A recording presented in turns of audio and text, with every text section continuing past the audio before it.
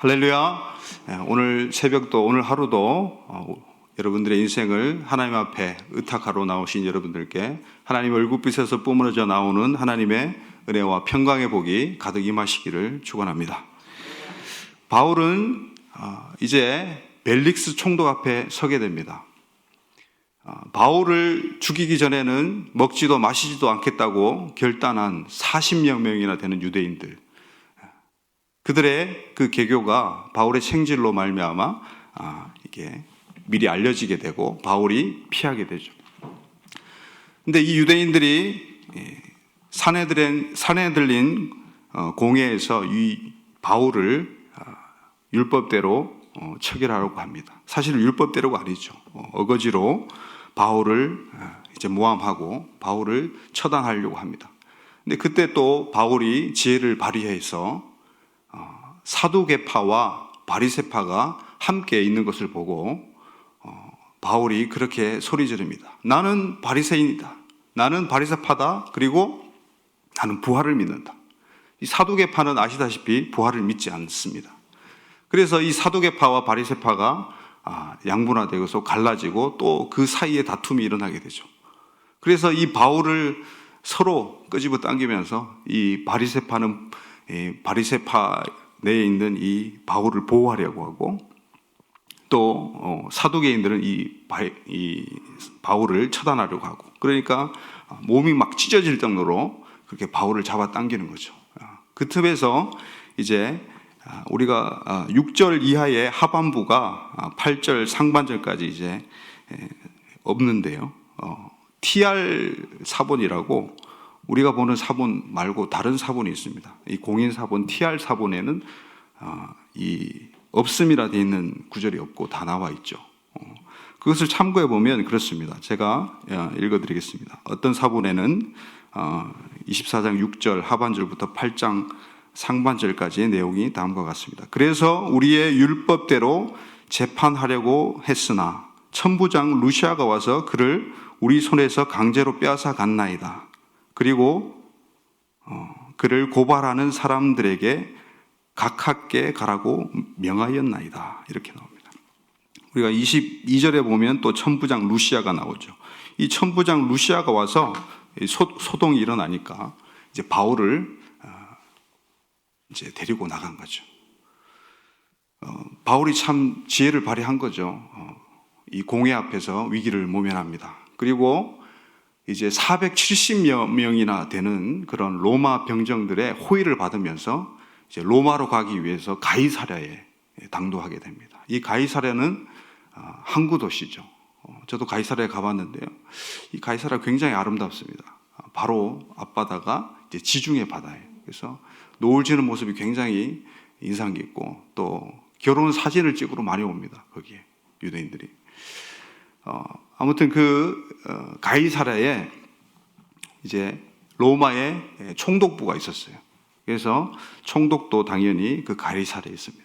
그 당시에 총독 이 펠릭스라고 원래 발음이 됩니다. 이 벨릭스가 이제 바울을 만나게 되고 또 그 총독에게 고발하려고 찾아온 무리들을 또 같이 만나게 됩니다. 그래서 오늘 1절을 보면 대제사장 아나니아가 등장을 하고, 당시 대제사장이었죠. 또 어떤 장로들과 한 변호사 더둘로를 대동해서 이제 바울을 고발하게 됩니다. 고발하는 내용은 그렇습니다. 바울은 전염병 같은 자다. 마치 오늘날로 이야기하자면 바울은 코로나 같은 자다. 그렇게 말한 것과 다름이 없겠죠. 그리고 열방에 흩어진 유대인들을 소동케 하는 자다. 소욕케 하는 자다. 그리고 세 번째는 무엇입니까? 세 번째는 나사렛 이단의 우두머리다. 그 당시 사람들은 이 나사렛 이단이란 말을 노찌림이라고 했습니다. 근데 재밌는 것은 지금도 유대인들이 기독교인을 향하여 노찌림이라고 합니다. 노찌림. 근데 이 나사렛 예수님을 따르는 추종자들을 또 그리스도인들을 비아냥거리면서 하는 말이었죠. 이 노찌림들의 이단의 우두머리다라고 바울을 또 고발을 합니다. 그리고 후반부에 이제 24장 후반부에 이들의 고소하는 내용의 후반부에 가면 이 성전을 모독했다고 나옵니다. 그래서 총 4가지로 요약할 수 있겠죠. 이들이 바울을 고발하는 내용은 4가지입니다. 전염병 같은 자, 천하에 흩어진 유대인들을 소욕케 하는 자, 또 나사렛 이단의 우두머리, 4번째는 성전 모독하는 자. 이렇게 사도 바울을 고발하게 됩니다. 근데 사실 이 내용들이 다 로마 제국과는 별 상관이 없는 거예요. 소동하는 것 외에는 별 상관이 없는 겁니다. 다 유대교 내에서의 종교적인 문제지 결코 이 총독이나 또 황제에게 해가 되는 일이 별로 없어요. 소동하는 것밖에 없습니다. 그래서 이 소동하는 것 자체가 골치가 아프니까 이제 벨릭스가 해결하려고 하는 것인데, 당시는 아비규환 그 자체였습니다. 혼돈의 시기였고, 또 사람들이 강도도 많았고요. 그 당시 역사학자의 말에 따르면 이 시칼이라는 부류의 사람들이 있습니다. 이 라틴어로 시카라는 말은 단도를 이야기합니다. 단도. 그러니까 작은 칼이죠. 그 칼을 갖다가 지니고 다니는 거예요. 너무나 혼란스럽고 너무나 힘드니까 이 자기를 또 보호하는 차원에서 가지고 다니기도 했지만은, 강도와 다르게 이 시카리들은 특정한 사람을 대상으로 표적을 삼아서 암살을 했던 거예요. 정치적인 목적으로, 종교적인 목적으로 암살을 했다고 합니다.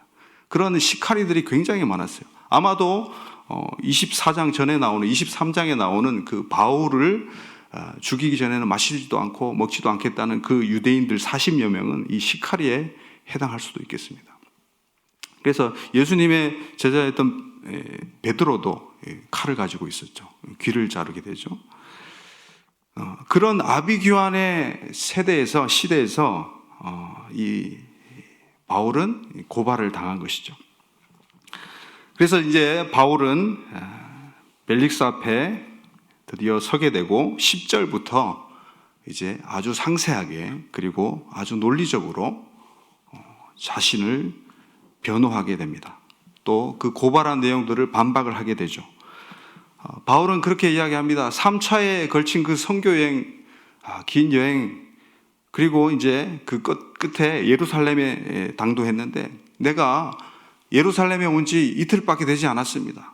그 사람들이 이야기하는 그런 내용들의 고발 내용이 일어날 만한 시간이 아닙니다. 이렇게 이야기하는 것이죠. 그래서 또 성전에서 누구와 변론하지도 않았습니다. 회당이나 시내에서 무리를 소동하게 하지도 않았습니다. 그런 것을 본 사람도 없습니다. 그 사람들이, 지금 고발하는 사람들이 억지로 그렇게 고발을 하는 것입니다 라고 이야기하는 것입니다. 그리고 또 말합니다. 우리 한번 읽어볼까요? 14절, 15절입니다. 같이 다시 한번 읽겠습니다. 시작. 그러나 이것을 당신께 고백하리이다. 나는 그들이 이단이라 하는 도를 따라 조상의 하나님을 섬기고 율법과 선지자들의 글에 기록된 것을 다 믿으며 그들이 기다리는 바 하나님께 향한 소망을 나도 가졌으니 곧 의인과 악인의 부활이 있으리라 함이니이다. 아멘. 바울이 이제 논리적으로 반박을 하는데요. 조상의 하나님을 섬긴다.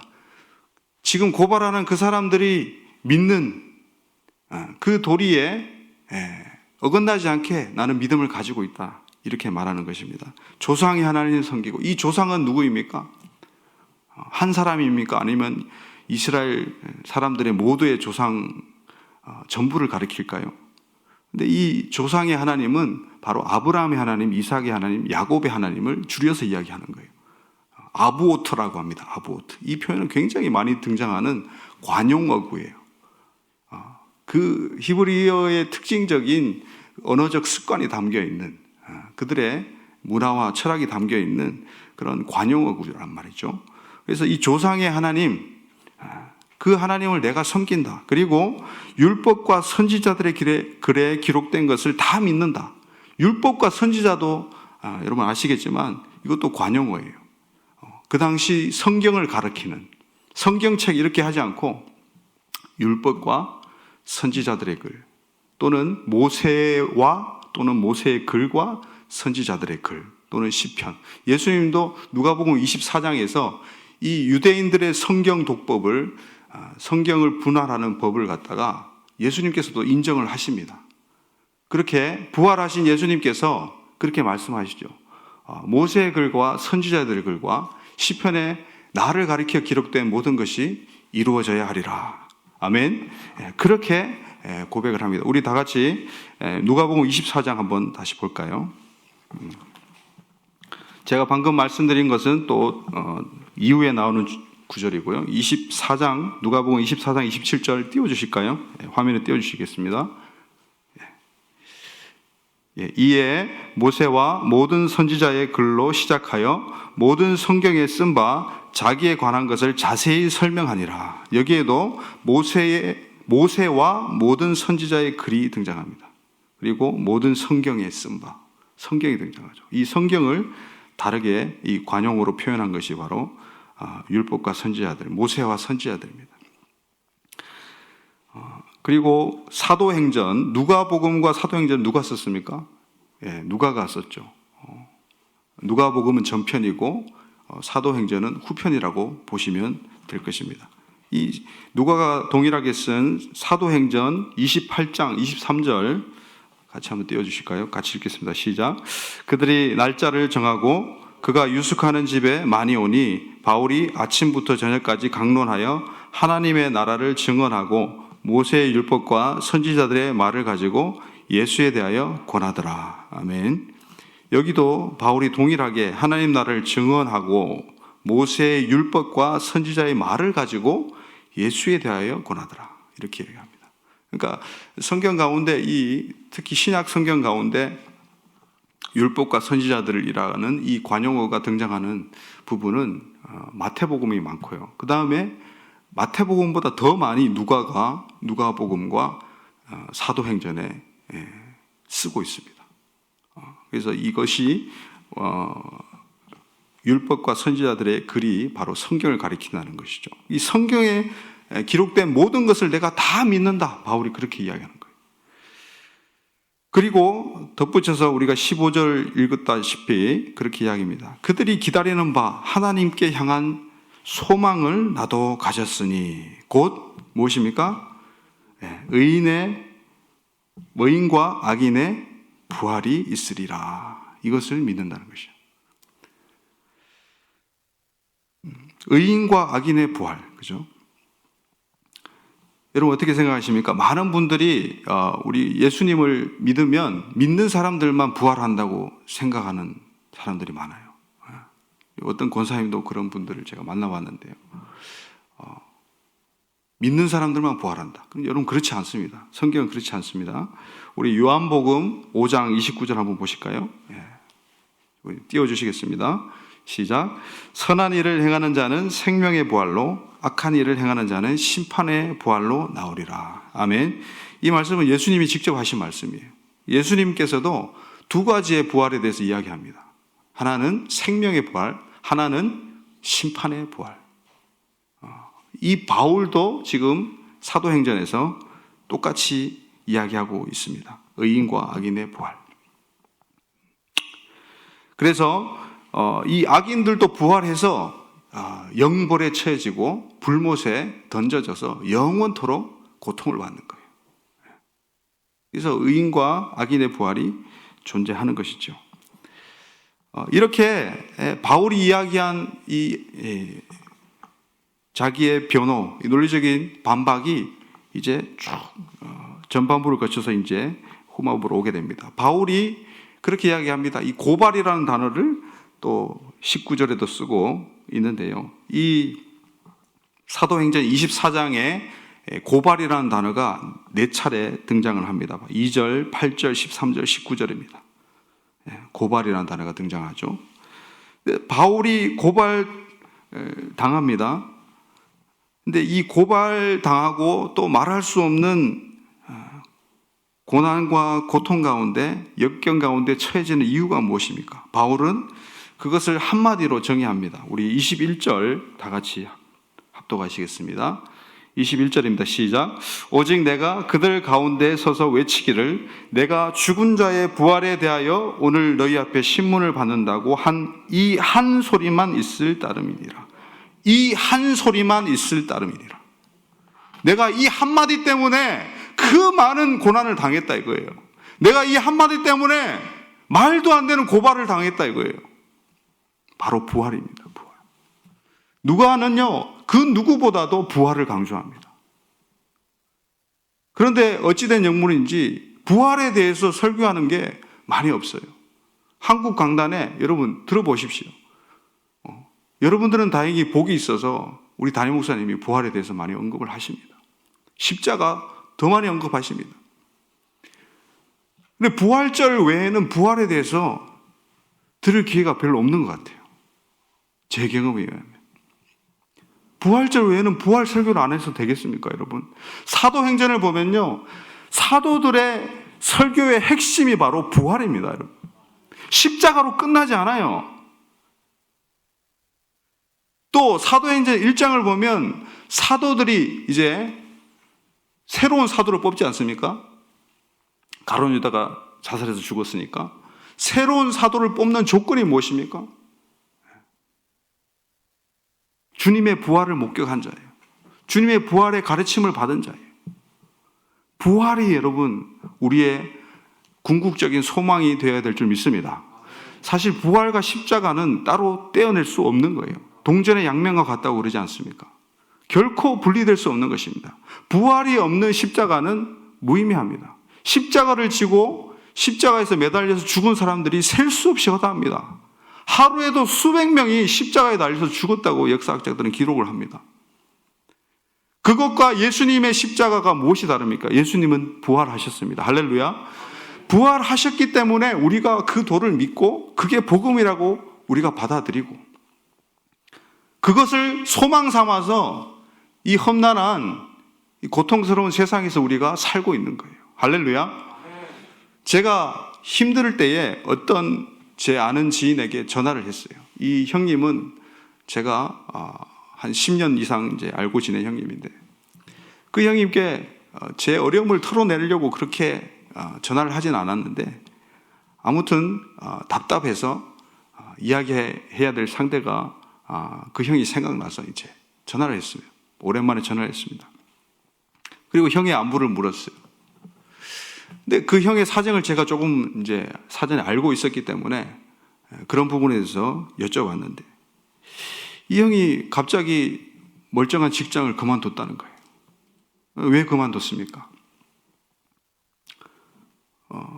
홀로 어머니가 계시는데 그 어머니를 이제 요양보호사라든지 이 기관에서 더 이상 해줄 수 없는 상태까지 왔다. 굉장히 심각한 상태까지 와서 내가 일을 그만두고 완전히 어머니를 전담해서 모시지 않으면 이거 할 수가 없다. 그래서 한 2년여를 일을 하지 않고 그리고 일을 완전히 하지 않는 것이 아니고 이제 밤에 야간에 대리운전을 하면서 그렇게 생계를 유지하고 있는 그런 형의 안부를 제가 들었는데요. 그 형은 초등학교 6학년 때 참 큰 아픔을 당했어요. 어머니가 이제 눈이 안 보이기 시작합니다. 젊은 나이에. 눈이 안 보이기 시작하니까 아버지가 어머니와 그 자식들, 아들 둘을 버리고 떠난 거예요. 초등학교 6학년이었던 그 형, 그 당시 6학년이었던 그 형이 졸지에 가장이 된 거예요. 소년 가장이 된 거예요. 30년의 세월을 갖다가 어떤 마음으로 지냈을까요? 다행히 그 어머니와 그 형이 복음을 믿어요. 예수님을 믿어요. 다행히. 그런데 그 어머니는 계속해서 병세가 악화되어 갑니다. 예배도 드리고 말씀도 읽고 찬양도 드리고 기도도 드리고 하는데도 영 호전되지가 않아요. 이 형도 굉장히 신실한 믿음을 가지고 있었는데 너무 낭망이 되고 실망이 되는 거예요. 그게 어머니가 잠시 한눈 팔면 그냥 벽에 변을 칠해놓고 이제 상태가 심각해져서 치매기도 굉장히 심해지고 너무나 힘든 나날을 보냈다는 거예요. 그러면서 자살도 생각했답니다. 예수님을 믿고 있는데도. 여러분, 우리나라 OECD 국가 중에 자살률 1위인 거 아시죠? 지금 2018년까지는 통계가 나왔는데 19년, 올해까지는요, 2000년은 통계가 안 나와요.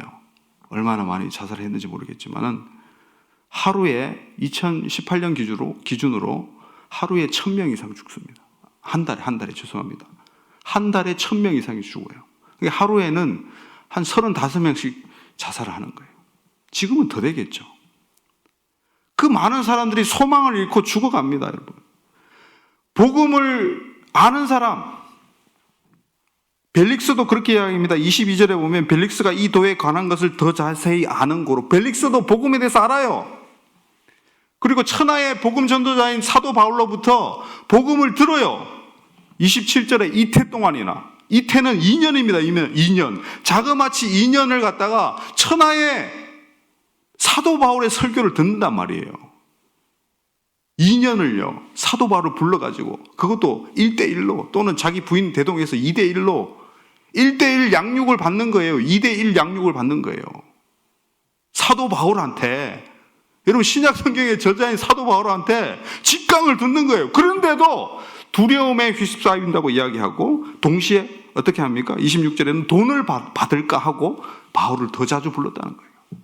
두려움과 돈. 여러분, 우리 현대인들도, 오늘날 우리 그리스도인들도 이 두려움과 돈에 사로잡혀 있지 않습니까? 그리고 수많은 믿는 사람들이 이 현실의 앞에 좌절하고 자기의 삶의 무게에 짓눌려서 또 물질 세계의 그 향락에 함몰되어서 그 가치관에 함몰되어서 점점 죽어져 가고 있지는 않습니까? 하스데반 목사님 아시죠? 하영조 목사님의 동생분이죠. 그분이 경배와 찬양 이제 한참 일으키고 부흥을 맞이할 때에 오늘의 교회에서 찬양을 인도하다가 갑자기 성령께서 멈추라 가시는 거예요. 찬양을 인도하다가 갑자기 멈췄어요. 그리고 성령의 감동을 따라서 이야기합니다. 여기에 지금 이 예배 끝나고 나서 자살하려고 하는 사람이 있다. 한강에 빠져서 자살하려고 생각하는 사람이 2명 있다.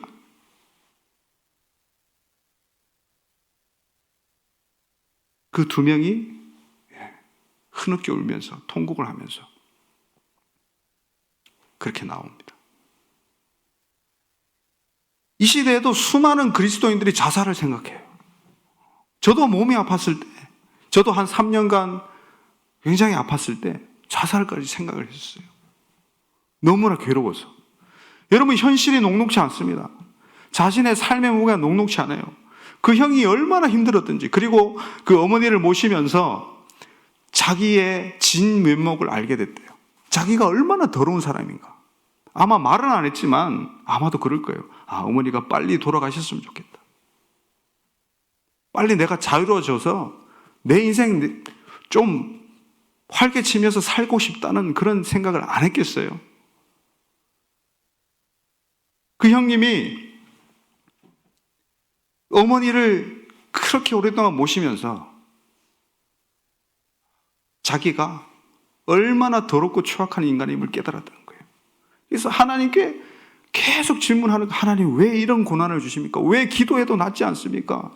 그렇게 오랫동안 기도하고 보필해도 왜 나아지는 기색이 없습니까? 그때 하나님께서 감동을 주시는데 바로 너 때문이다. 내가 너를 위해서 그 고난을 예비했다. 그래서 그 형은 지금까지 잘 버티고 계세요. 내가 이 고통에서, 이 고난에서 무릎 꿇고 자빠지면 저 천국 소망 나는 잃어버린다. 저 부활 소망을 잃어버린다. 나는 결코 포기할 수 없다. 제가 너무나 큰 찔림과 울림을 받았어요. 그래서 그 형의 고통과 고난 앞에서 제 고통은 아무것도 아니더라고요. 사치더라고요. 그래서 제 고통을 말할 수가 없었어요. 여러분, 이 중에도 계시고 또 많은 분들이 신앙이 있다고 하면서도 고통 가운데 살고 있어요. 근데 우리가 분명히 알아야 될 것은 말씀에서도 또 오늘 우리가 찬양했죠. 이 몸의 소망이 무엇인가? 우리 인생의 소망이 무엇인가? 부활하신 예수 그리스도. 그분만이 우리의 소망입니다. 근데 그 소망을 우리가 알아요. 다 압니다. 맨날 듣는 소리예요. 그런데 벨릭스도 맨날 들었어요. 2년 동안. 천하의 사도 바울한테. 여러분, 설교자들, 좋은 설교자들 방송에서 이제 유튜브에서 골라 들을 수 있어요. 기가 막힌 선포들이 있습니다.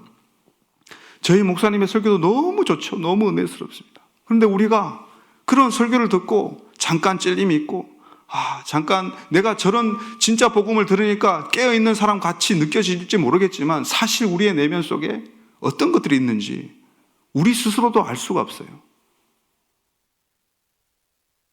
수많은 사람들이 이 고난 앞에 있습니다. 그런데 그 고난보다 더 큰 것이 우리 주님이십니다. 할렐루야. 소망을 우리가, 부활 소망을요, 우리가 경험해야 돼요. 사도 바울과 및 11 제자가 여러분 어떻게 변화되어 있습니까? 물론 성령 받고 변화되었죠. 그런데 그 전에 일이 있습니다. 그 전에 일이 있어요.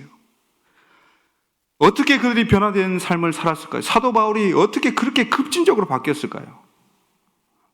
사도 바울은 부활하신 주님을 만났어요.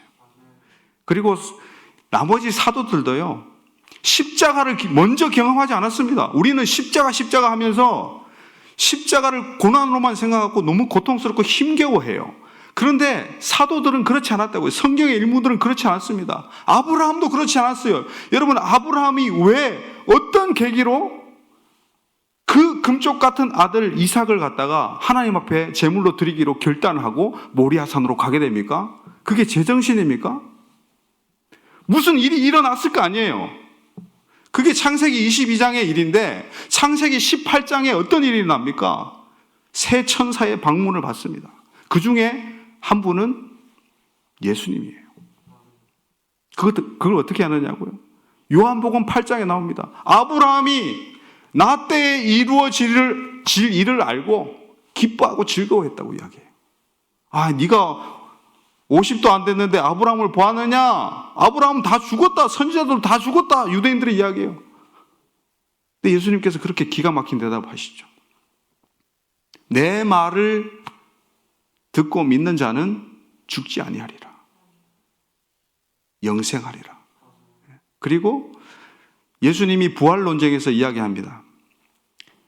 아브라함과 이삭과 야곱의 하나님, 그 하나님의 영원하신 이름을 갖다가 선포하신 출애굽기 3장의 모세의 이 떨기나무 사건 아시죠? 그 떨기나무 사건 가운데 그 글을 읽어보지 않았느냐 하시면서 아브라함이 지금도 살아있다. 그래서 누가는 부활을 너무나 강조하기 때문에 누가복음에만 있는 예수님의 비유를 이야기합니다. 어떤 비유가, 이름이 나오는 비유가 없어요, 여러분. 그런데 아브라함, 거지 나사로 비유 있죠? 부자와 거지 나사로. 거기 아브라함이 있습니다. 아브라함이 살아있어요. 거지 나사로가 아브라함 품 안에 안겨요.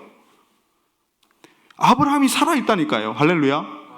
아브라함이 살아있어요. 그래서 하나님은 죽은 자의 하나님이 아니라 산 자의 하나님이다. 하나님에게는 모든 사람이 살아있느니라 라고 이야기합니다. 부활에는 세 가지가 있습니다. 역사적 부활과 두 번째는 현재적 부활과 세 번째는 미래적 부활이 있어요. 과거적, 이 역사적 부활은 예수님께서 십자가 부활로 이루실 것을 미리 구약 성경에 예견한 부분들이 과거적 부활이에요. 그것은 사건이 될 수도 있습니다. 출애굽도요, 사실은 십자가와 부활을 동시에 계시하는 사건입니다. 여러분, 세례도 마찬가지예요. 로마서 6장에 세례에 대해서 분명하게 이야기하는데, 세례는 무엇입니까? 내가 죽고 주님과 함께 죽고 다시 사는 거예요. 물속에 잠겼다가 죽는 거예요. 그리고 다시 일으킴을 받는 거예요. 십자가와 부활이 동시에 있습니다. 출애굽기 사건도 마찬가지예요. 사도 바울이 고린도전서 10장에 보면 민족적인 세례를 받았다. 이스라엘 백성들이 그때 민족적인 세례라는 거예요. 그 사람들은 다 죽었고 다시 태어나는 민족이었다는 거예요. 하나님께는요, 우리가 죽고 사는 것이 아무런 큰 문제가 아니에요. 하나님께서는요, 왜냐하면 모든 사람들이 살아있기 때문에 과거의 역사적인 부활, 그것을 성취하고 사도들의 가르침을 믿고 현재적으로 우리가 부활의 삶을 살고 있는 우리, 그리고 앞으로 완전한 부활체로 하나님 나라가 완성되고 주님께서 재림하실 때 임할 그 부활의 완전한 몸, 그래서 영혼과 영생을 우리가 살 수 있는 그러한 몸, 그것이 하나님께는요 동일하단 말이에요. 영원 전부터 계획하셨고 영원까지 우리를 그 부활의 생명으로 인도하시는 거예요. 할렐루야. 하나님께서는요, 하나님 아버지께서 성령을 통해서 예수님을 부활시켰었습니다. 믿으십니까? 우리 사도행전 1장을 보면요, 예수님께서 부활하신 몸으로 40일 동안이나 제자들에게 나타나서 어떤 일을 행하십니까? 어떤 일을 행하십니까? 우리 사도행전 1장 한번 띄워두실까요? 1장 3절입니다. 시작. 그가 고난받으신 후에 또한 그들에게 확실한 많은 증거로 친히 살아계심을 나타내사 40일 동안에 그들을 보이시며 하나님 나라의 일을 말씀하시니라. 40일 동안에 부활한 몸을 보이시면서 하나님 나라의 일을 가르치신 거예요. 할렐루야. 사도들은 그 가르침을 받은 것입니다. 그 가르침을 성경을 통해서 기록했고 오늘 우리가 그 가르침을 받고 있는 거예요. 사도 바울은 고린도전서 15장에서 그 유명한 부활장에서 그 기가 막힌 부활에 대한 계시를 어떻게 받았겠습니까? 부활하신 예수님을 만나서 발견했습니다. 할렐루야. 이 부활, 그러나 이 부활은 개인적인 부활로 끝나지 않아요.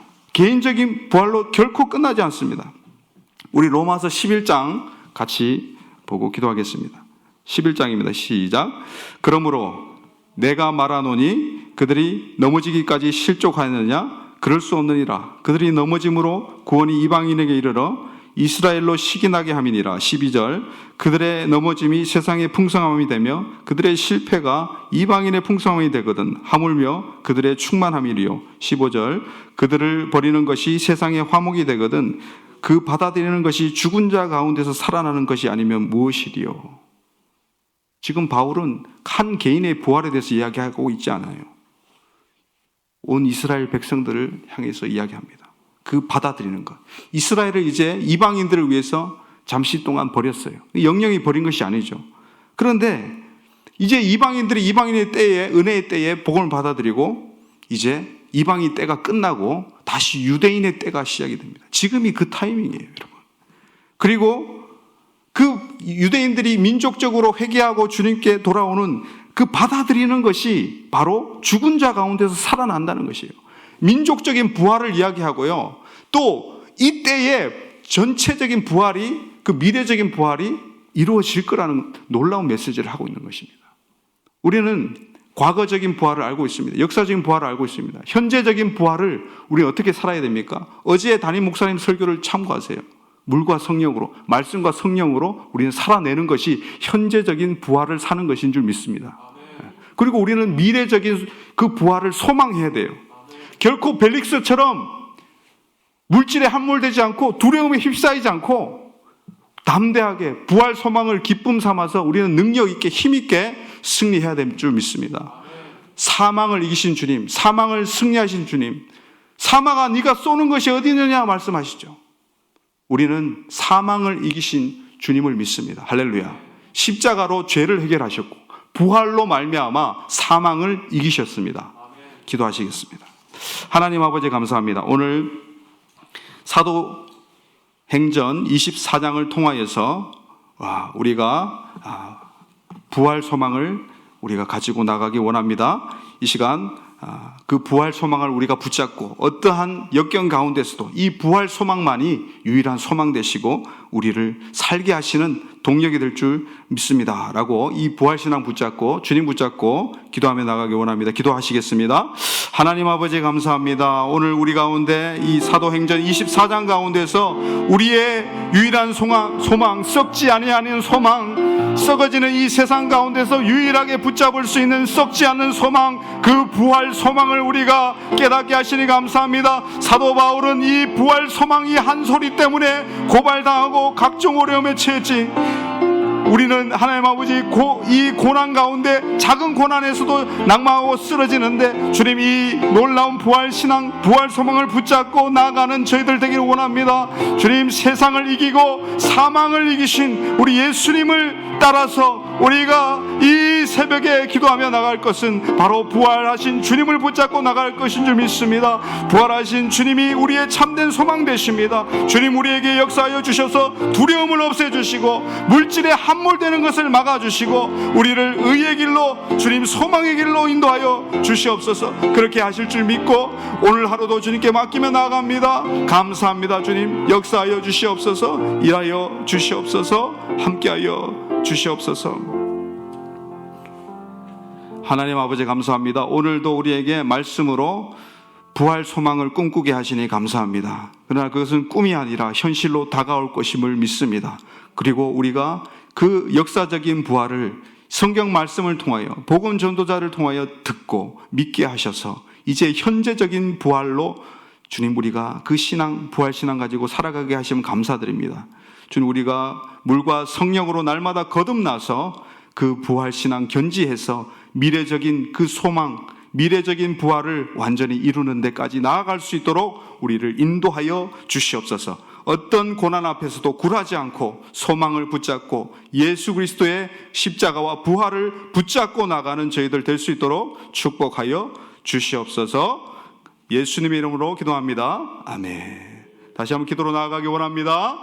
주여, 주여, 주여.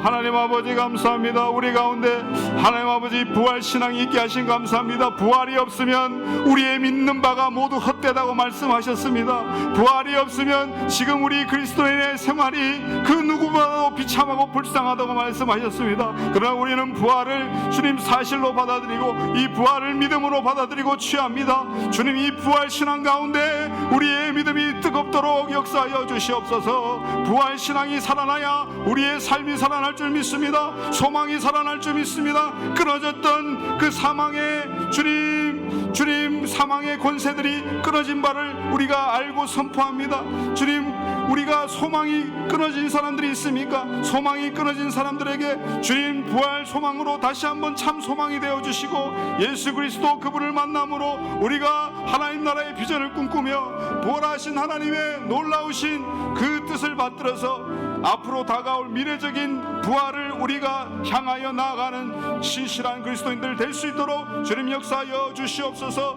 부활의 영이, 성령이 이 시간 새벽제단 가운데 임하게 하여 주시고 부활의 영으로 우리가 힘있게 이 코로나 시대를 주님 살아내게 하시고 버티게 하시고 승리하게 역사하여 주시옵소서. 우리의 소망은 예수 그리스도의 부활에 있습니다. 우리의 소망은 주님 하느님 나라에 있습니다. 주님, 이 소망 우리가 결코 놓치지 않고 끝까지 잡아낼 수 있도록 주님 믿음을 다하여 주시고 성령을 다하여 주셔서 우리가 이 소망에 온전히 붙잡힌 바 되어서 살아갈 수 있도록 주님 역사하시고 강건하여 주시옵소서. 이 부활 신앙만이 모든 것을 뛰어넘습니다. 죽음까지도 뛰어넘습니다. 초월적인 이 신앙을 우리가 견지하게 하여 주시옵소서. 모든 성도들이 이 부활 신앙 앞에 힘을 얻게 하시고 이 부활의 말씀 앞에 하나님은 우리가 위로를 받게 하시고 이 부활하신 주님을 우리가 오늘도 구주로 믿으며 우리의 왕으로 모시며 나가는 귀한 하루 될 수 있도록